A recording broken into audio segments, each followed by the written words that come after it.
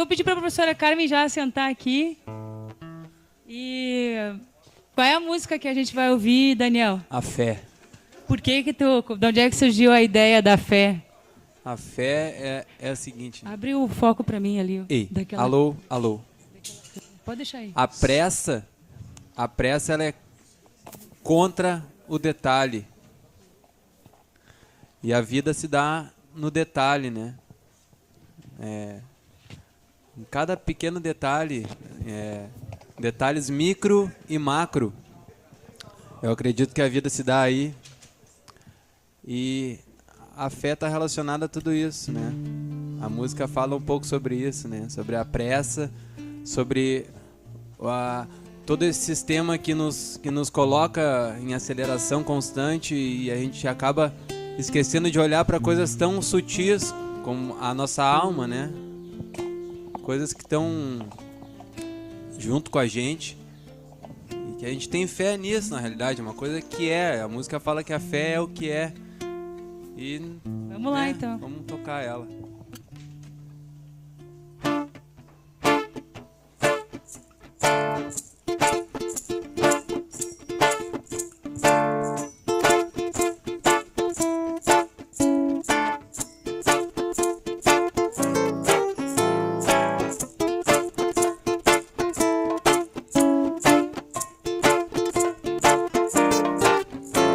A fé é o que é a fé. A fé é o que é. A fé é o que é a fé. A fé é o que é. A fé é o que é a fé. A fé é o que é. A fé é o que é a fé. A fé é o que é. Tudo se terminará, pois na vida há uma troca com o diabo. Se pensas que pode correr, eu lhe digo, é melhor caminhar na manhã. Na manhã, manhã, manhã. Na manhã. Amanhã, amanhã, amanhã. A pressa pode desfocar você. A pressa pode desfocar você. A pressa pode desfocar você. A pressa pode desfocar do serviço de compreender que todos somos um, livres a cantar, livres para ver, livres para vir, como um motor presente em meu próprio como um motor presente em meu próprio na manhã, na manhã, manhã, manhã, na manhã. A fé é o que é a fé. A fé é o que é. A fé é o que é a fé. A fé é o que é. A fé é o que é a fé. A fé é o que é. A fé é o que é a fé. A fé é o que é. Tudo recomeçará, pois na vida há uma troca com já. Se pensas que pode correr, eu lhe digo, é melhor caminhar na manhã. Na manhã, manhã, manhã. Na manhã. Na manhã, manhã, manhã. A pressa pode desfocar você. A pressa pode desfocar você. A pressa pode desfocar você.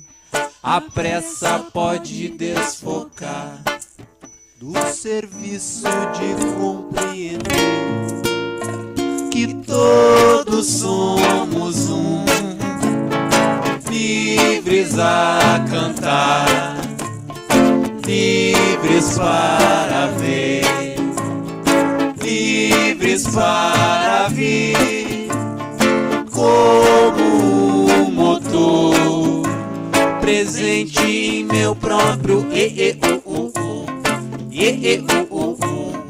como um motor presente em meu próprio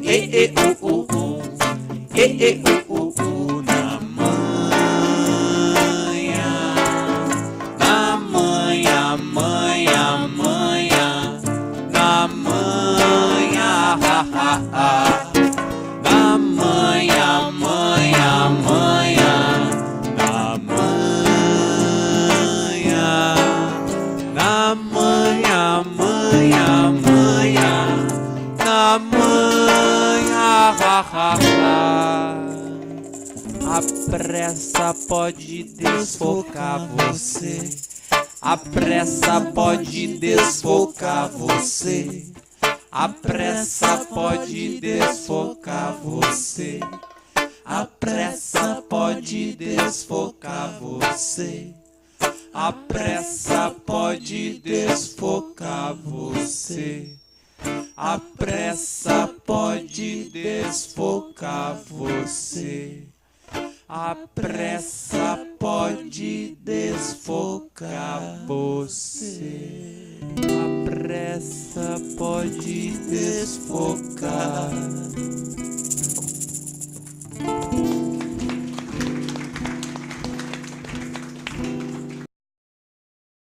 Obrigada, guris. Depois eu não sei se tu trouxe o DVD da Brilho, se trouxe disco. Não trouxe. Mas o Daniel, ele faz parte, né, para quem chegou agora, da banda Brilho da Lata. E ele também tem um trabalho com o Som Central, a Associação Cultural Reggae RS. O pessoal aí na plateia já estava aí nos corredores dos livros perguntando quem é que está aí tocando. Então, o Cia, o Tiago, o Daniel e o Fernando Catatal. E agora aqui conosco a Carmen Gottfried. Ela é coordenadora da pós-graduação em Neurociências da URGS. Ela tem graduação em farmácia pela Universidade Federal de Santa Maria, mestre em bioquímica pela URGS, doutorado também pela URGS em bioquímica e fez bolsa, né, sanduíche na Universidade de Newcastle, na Austrália. E é recente, né, agora a coordenação da pós-graduação e pesquisa a questão da plasticidade neuroglial. E o tema da palestra é Neurociência por uma visão neuroglial, a fantástica orquestra regida por neurônios e células gliais. Com a palavra, Carmen, faça as perguntas e muito obrigada por ter aceitado, Carmen. Muito obrigada, Carmela. É uma oportunidade única assim, que a gente tem para poder discutir ciência, né? Então, e poder ouvir, inclusive, expectativas e trocar ideias, e a gente, como estando na frente, né, de uma investigação científica, o que mais a gente precisa são questionamentos, ideias e mente aberta, né? Então, a música agora que estava tocando aqui, sensacional, já me trouxe algumas palavras que eu gostaria de dizer para vocês para iniciar a minha fala, né? Para dizer que, como eles disseram, a pressa pode desfocar. Uma mente bitolada pode desfocar. Um discurso agressivo pode desfocar. Uma pessoa que não tem um pensamento aberto para novas ideias pode desfocar. Então, eu gostaria de começar dizendo para vocês que fazer pesquisa e a pessoa que se abre para o mundo, buscando informações científicas, precisa ter um pensamento plástico. Ela precisa se libertar de amarras, precisa se libertar de preconceitos, precisa se libertar de comportamento e de discurso agressivo. Do contrário, não vai a lugar nenhum. Então, diante dessa fala que eu gostaria de começar dizendo para vocês que trabalhar com o pensamento em função de novas ideias, como quando a gente vai para trás, né, de um pensamento de como que eu vou conseguir responder questionamentos que estão hoje ainda não respondidos perante a ciência, se nós não nos aprofundarmos e não estivermos abertos para construir pensamentos, nós não vamos a lugar nenhum. E eu quero trazer para vocês aqui 3 aspectos hoje. Além de nós podermos discutir o que temos aqui dentro do nosso cérebro, o que nos faz, se nós pensarmos agora a nível de longevidade, né, nós chegarmos a uma fase que nós não tínhamos muito no passado, que é uma idade mais avançada, nós podemos começar nesse ponto a trabalhar o nosso pensamento hoje. Existe uma frase que diz: a velhice é algo muito jovem na nossa sociedade. É uma frase, né, que faz uma comparação com o que é ser velho ou ser jovem, né, e dizer que isso é uma frase do professor Leopoldo Demeis, que é um excelente bioquímico da UFRJ, e que trabalha a divulgação científica de uma maneira muito bonita. Então, ele diz: a velhice é algo muito jovem na nossa sociedade. Eu gostaria de saber quem, se não tiver alguém na família com algum problema neurológico, por exemplo, autismo, que é a doença que eu trabalho com mais foco dentro do laboratório, algum filho com autismo, algum parente com transtorno bipolar, ou algum parente que tenha depressão, se não vai querer obter respostas, por que essa pessoa está tendo essas manifestações? E nós só vamos obter respostas se nós formos ao âmago de como que o sistema nervoso central funciona. E dessa maneira a gente consegue crescer. E se eu perguntasse para vocês aqui, eu tenho estudantes, né, que me acompanham já dentro de uma trajetória de pesquisa, mas eu poderia perguntar para qualquer pessoa que não esteja ligada à área da saúde. Alguém aqui já ouviu falar em neurônios? Todo mundo vai dizer que sim. Aí eu passo a pergunta e eu vou falar de arte também hoje, e de inspiração através da arte, baseado em investigação científica. Alguém aqui já ouviu falar em células gliais? Ouvi algumas cabeças balançando, mas não muitos. Alguém aqui ouviu falar de astrócito? Microglia? Oligodendrócito? Neurônio é unânime, né? Então, eu, como neurocientista, abrindo a cabeça para novas ideias e literalmente querendo entender o funcionamento, e não estou dizendo que eu sou neurocientista exclusiva de sistema nervoso central. Nós temos um cérebro ao redor dos intestinos. Nós temos funcionamento cerebral que nós chamamos de sistema nervoso entérico, não é cerebral, né, mas sistema nervoso, que está ao redor do intestino. Quem conhece, quem sabe como essas células funcionam? Quem conhece a ligação entre esse sistema nervoso e o sistema nervoso central? Muito pouco nós sabemos. E esse cérebro que está ao redor, esse, entre aspas, cérebro, mas esse sistema nervoso que está ao redor do intestino, está aberto para a compreensão. E nós precisamos abrir e compreender. Aí, o que eu queria trazer hoje para vocês, e tentar, de uma maneira assim, sem ser muito demorado, para abrir questionamentos de vocês, além de neurônios, nós temos células fabulosas, fantásticas, que trabalham em conjunto no sistema nervoso central e no sistema nervoso entérico, esse que está ao redor do intestino, de todo o trato gastrointestinal, e que exercem, como eu falei, uma orquestra. E, em conjunto, estas células funcionam de uma maneira e precisam estar sincronizadas.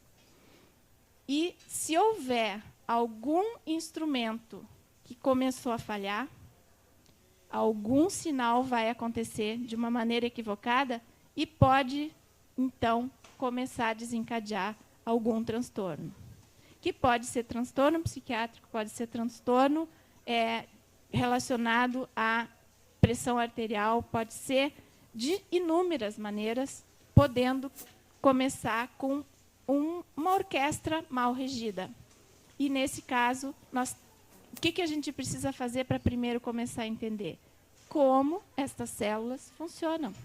Se nós não entendermos uma a uma, nós não vamos entender o todo. Se nós não entendermos o todo, nós vamos nos limitar a um discurso agressivo.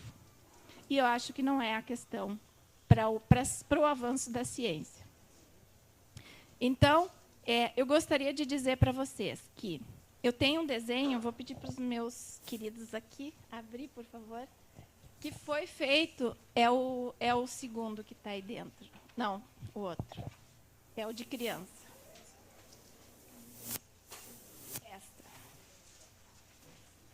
Eu tenho um desenho que foi feito por uma estudante de doutorado, que ele ilustra. Eu comecei agora a fazer divulgação científica para crianças, e esse desenho é o primeiro que começou a série para a gente poder trabalhar melhor para divulgação científica para criancinhas, né, de o que a gente tem dentro da nossa cabeça. Será que é só neurônio, né? Então, aí começa a existir, em azul aqui, sim, neurônios. Esses neurônios, tendo porções que estão simbolizadas como se fossem pedacinhos de um pavimento, que fazem a resposta neuronal ser muito mais rápida. É como se isso aqui representasse uma comunicação por telefone. Sem esses pavimentos, nós poderíamos dizer que representa uma comunicação por telégrafo, que demoraria muito tempo para chegar. Quem coloca esses pavimentos aqui no neurônio é essa célula amarelinha aqui, que se chama oligodendrócito. Mas, afinal, quem é que já ouviu falar dessa célula aí? Ela é um tipo de célula glial, então, que trabalha em conjunto, podendo fazer esse pavimento aqui, que a gente chama de mielina. E as doenças, então, que começam a ter problemas nesse pavimento aqui, podem trazer, então, respostas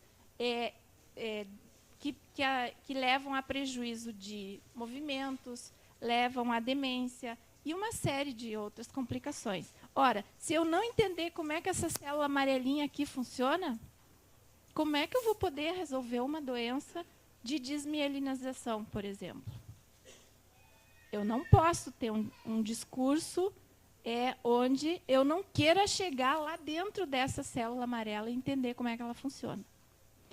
Ora, se vocês olharem para essas verdes aqui, estas são células que têm inúmeras funções dentro do encéfalo, que se chamam astrócitos, porque elas parecem uma estrela em forma de astro, então cheias de projeções.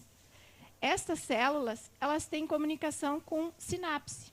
Um neurônio se comunica com o outro através dessas junções aqui. Essa célula aqui vem aqui e coordena a liberação de neurotransmissores, coordena o funcionamento da sinapse, promove a maturidade de uma sinapse, promove melhor o funcionamento neuronal e a comunicação neuronal. Ora, se existem falhas na comunicação neuronal, como é que eu não vou entender como é que essa célula funciona? Eu tenho que entender. Né? Existe mais uma ainda que está aqui no cantinho, que se chama microglia. Estas células aqui, elas conseguem, em torno de 2 horas, rastrear todo o sistema nervoso central em busca de irregularidades.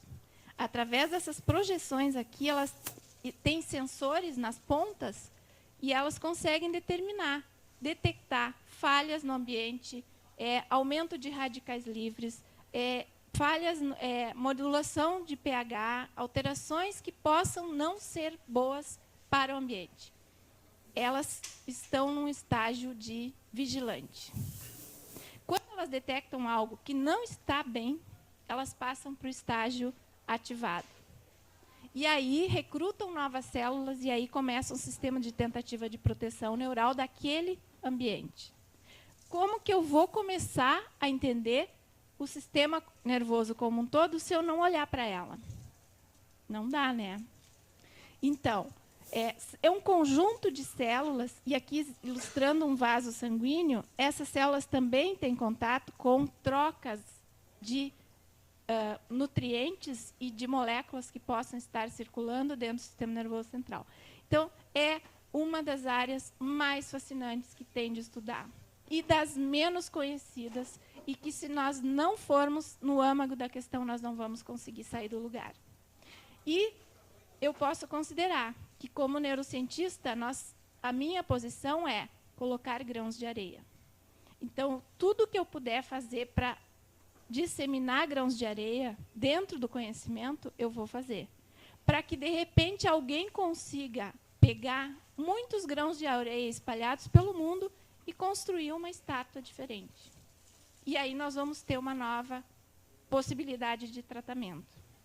O que eu disse com relação a velhice é algo muito jovem na nossa sociedade? Porque nós não conseguimos hoje ainda compreender como que as doenças neurais se instalam. A gente, alguma coisa já sabe. Por quê? Até muito tempo, não muito tempo atrás, onde a longevidade não era, obrigada, Camela, não era 80, 90 anos, né, era cerca de 50, a pessoa morria sem ter Alzheimer, sem ter Parkinson, sem ter demência. Com o aumento da longevidade, ou seja, a medicina conseguiu melhorar o coração, conseguiu melhorar, atenuar infecções e prolongar mais a vida da pessoa. Com isso, vieram desafios que nós ainda não conseguimos compreender. E se nós aumentarmos mais a expectativa de vida? Se nós chegarmos a 150 anos, por exemplo, talvez nós tenhamos novos desafios que a gente ainda nem sabe que possam se instalar, em termos de doença. E nós estaremos sempre correndo atrás e tentando compreender. E, é óbvio, eu tenho um pensamento muito aberto para tudo que possa surgir de ideias, eu tenho um pensamento aberto para poder trazer em benefício da pesquisa que a gente está fazendo dentro do laboratório. E, utilizando esse pensamento aberto, eu trago também muita arte para dentro da minha cabeça. Então, eu posso trazer como exemplo para vocês a beleza que é quando a gente estuda e marca de cores diferentes o sistema nervoso central. Eu quero o outro, por favor, ali. Pode abrir aqui, Diego, por favor.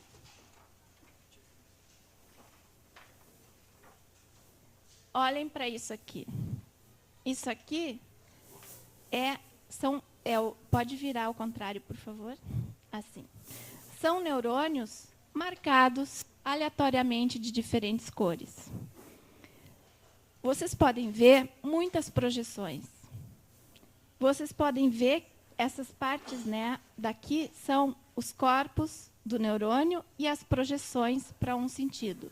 Ou seja, nem sempre é dessa maneira. Eu peguei uma região do encéfalo que eles se organizam dessa maneira. Aqui está mostrando só neurônios. Existem todas essas outras células gliais em volta modulando o funcionamento neuronal. Isso aqui, do inglês, o termo que a gente usa para o arco-íris é rainbow, e aí cérebro é brain. Aí os artistas que fizeram isso começaram a chamar isso de brainbow, em uma analogia para o arco-íris. Por enquanto, marcar de cores aleatórias não nos ajuda em nada. Entretanto, no momento que a gente consegue discriminar, eu quero marcar de uma cor só essa população e a outra cor só a outra população neuronal. Aí nós vamos conseguir rastrear de cores fluorescentes, obrigada, Diego. O que muda quando eu escuto música? O que muda quando eu comecei a ter um nível elevado de estresse? O que muda quando existe algum transtorno do humor relacionado? Para a gente... A calma também. É importante compreender como é que a calma se instala para a gente poder saber como é. Então, é importantíssimo saber como que essa orquestra funciona. Abre-se outro, por favor, que daí eu vou encerrar e quero deixar perguntas para vocês fazerem aqui. Eu já falei para vocês que existem células gliais e neuronais. Falei para vocês que é uma orquestra que funciona sincronizada e que, se houver alguma falha, algo vai acontecer. Algum transtorno associado vai acontecer. Essa tela aqui foi feita por um artista ucraniano e eu me deparei com essa tela na internet. É uma bailarina. Eu me deparei com essa tela e disse, isso aqui são neurônios ao redor. Esse cara pintou neurônios. Ele fez, quando a gente marca neurônios com cores, como aquela que eu mostrei para vocês, isso aqui pode muito bem ser uma parte do córtex pré-frontal. Eu disse, são neurônios. Esse artista, o que ele está fazendo pintando neurônios? E fui atrás, entrei em contato com ele. Ele disse, jamais eu pensei em pintar neurônios, jamais eu fiz alguma associação com neurociências. Essa tela hoje está na parede da minha casa. Porque foi algo assim que me inspirou de tal maneira que eu até um poema já fiz, baseado nisso, nessa arte. E aí eu comecei a estudar agora a associação entre ciência e arte e como que a arte pode nos inspirar como neurocientistas e como que a ciência pode inspirar artistas, como Salvador Dalí, por exemplo, que teve uma inspiração muito forte na ciência e que fez obras magníficas, né? Então, obrigada. Só para trazer essa analogia de que a gente tem uma riqueza imensa de possibilidades de investigação, de abrir a alma para pensamentos, para novas ideias, para desconstruir paradigmas, para avançar na pesquisa científica. E trabalhar na compreensão de como que esse sistema todo funciona é fascinante, é desafiador, mas é isso que move. Eu acho que quanto mais a gente percebe que não sabe, mais dá vontade de querer saber. E aí a gente avança, né? Então, eu quero deixar aberto para vocês me questionarem, perguntarem, ou trocar ideias, ou dar sugestões. Obrigada pela atenção. Vou passar para ti. Quem quer fazer uma pergunta? Tá. Depois a gente vai fazer um intervalinho de 10 minutos. Daí eu comprei um bolinho e um refrigerante para a gente fazer um momento de descontração, até porque é um evento um pouco mais longo do que os normais. E agradecer a participação de vocês. Boa noite. Professor, eu queria fazer uma colocação. Na realidade, ouvindo a sua palestra, eu fico pensando assim, que se todas essas questões, e é um questionamento, de que, de alguma maneira, essa questão do conhecimento do cérebro, enfim, eu acho que o estudo do cérebro, eu acho que foi um estudo que mais avançou nas últimas décadas da humanidade, apesar de ainda ser um grande mistério, nunca se falou tanto quanto em outras épocas sobre o cérebro. Eu cito vários, o Damásio, o Ledoux, todas essas pessoas que trabalham com essa...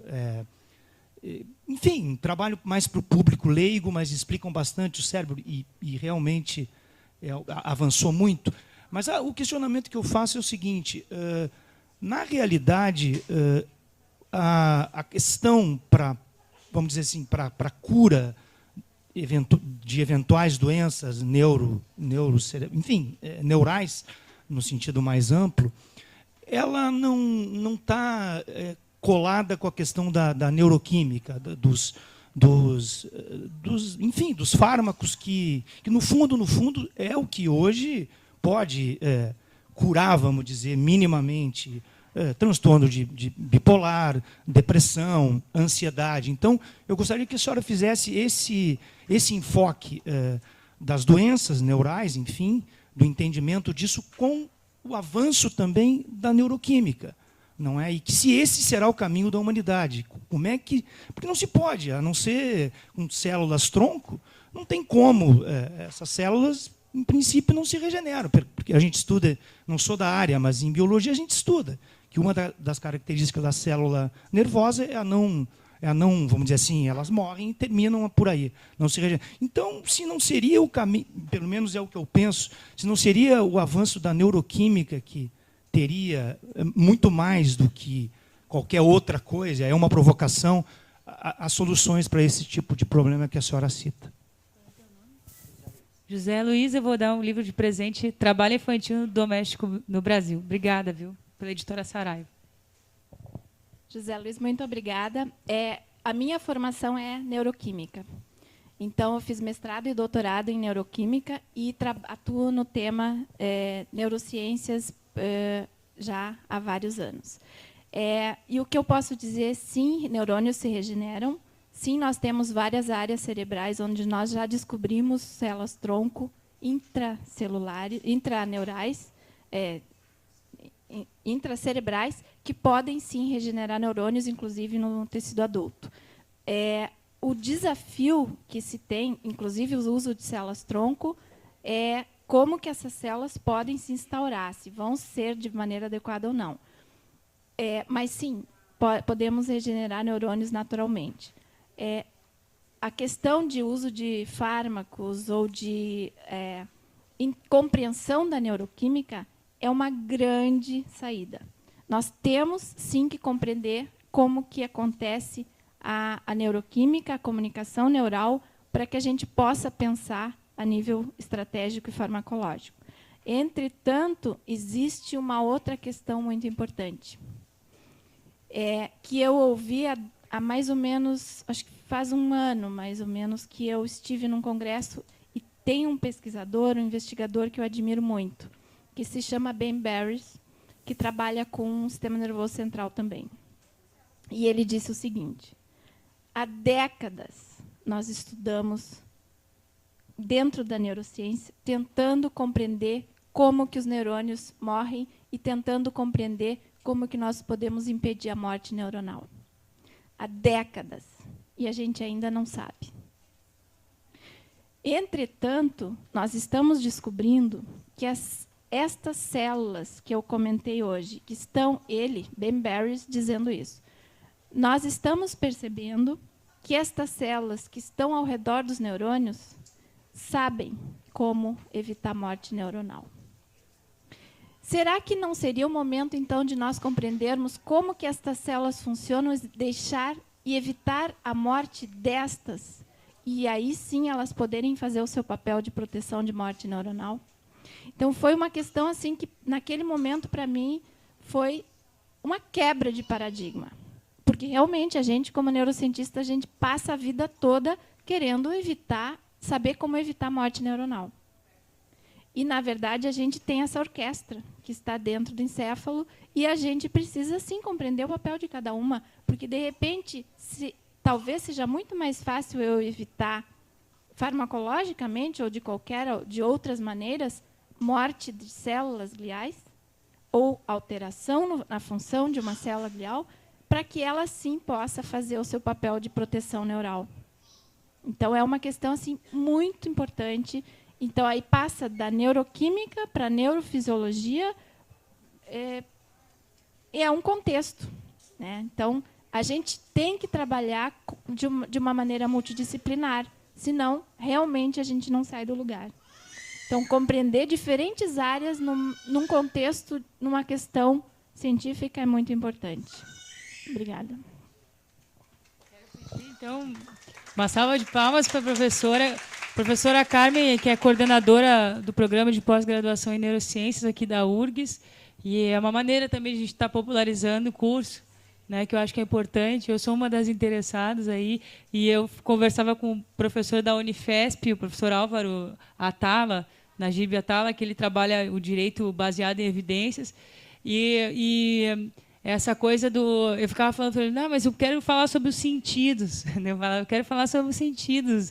Porque daí ele falava especificamente isso, né, dos sentidos do direito, como sentir o direito de maneira com percepções diferentes para que as reações sejam outras. Já que essas reações que a gente tem de conhecimento do direito, elas estão levando para o mesmo fluxo, né? Como diz a música do Cia ali, a bola de neve que cada vez cresce, ele vai dizer ali. E eu quero que a professora deixe o endereço do site, por favor, o e-mail, e eu vou convidar vocês para fazer depois, em seguida, fazer um lanche, daí como é que vai funcionar a dinâmica. Eu vou pedir para o Deon, que chegou agora, depois o Trui, falarem o que eles estão achando da atividade, como é que eles estão dialogando isso dentro das artes plásticas ali, do desenho que eles estão trabalhando. E daí os guris também da música vão fazer ainda 2 intervenções e a gente chama o professor Aldo logo em seguida. Então, assim, agora são 10:07, né? Vou pedir para a professora, antes de encerrar, dar o e-mail e a gente faz uma paradinha para fazer um lanche. Obrigada. Eu não sei se porque teria que soletrar, né? De repente, eu estou com vários cartões ali. Quem tiver interesse pode pegar comigo também, mas é cgottfried@urgs.br. CGOTTFRI. Me perdi. ed@ufrgs.br. cgottfried@urgs.br. Tá? Então, eu teria o maior prazer de poder continuar discutindo com vocês, se quiserem questionar ou fazer algumas sugestões ou trocas de ideias por e-mail, seria ótimo também. Obrigada. Eu agradeço mais uma vez, professora, e dizer assim que é muito importante para nós, né? Quem é do direito aí, eu gostaria de saber quantos são do direito, e da psicologia, da bioquímica, tem aí. Então, quando eu vi o perfil de quem fez as reservas, vi assim muita pluralidade, né? E visões diferentes hoje. Então, assim, tragam as percepções de vocês.